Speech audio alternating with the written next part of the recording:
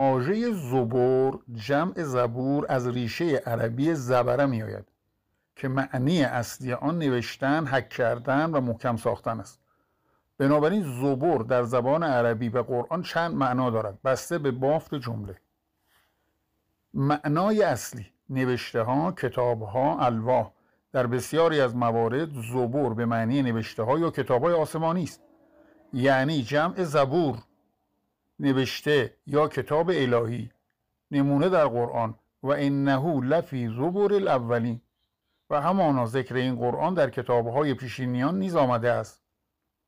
زبور الاولین یعنی کتاب‌های آسمانی پیشینیان مثل تورات، زبور و انجیل.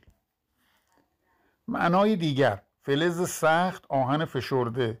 در برخی آیات زبور به معنی قطعات فلز یا آهن سخت و محکم آمده است. نمونه: آتونی زبور الحدید.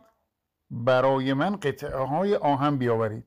در اینجا زبور الحدید یعنی تکه های بزرگ آهن. 3. معنی استعاری: سخنان محکم و نوشته های معتبر. در برخی تفاسیر زبور همچنین به نوشتارهای استوار، احکام و دستورهای مکتوب الهی اشاره دارد. خلاصه معنایی واژه: ریشه زبور زبره، نوشتن، محکم کردن است. معنا: 1. کتاب‌ها و نوشته‌های آسمانی. 2. قطعات فلز محکم مثل آهن.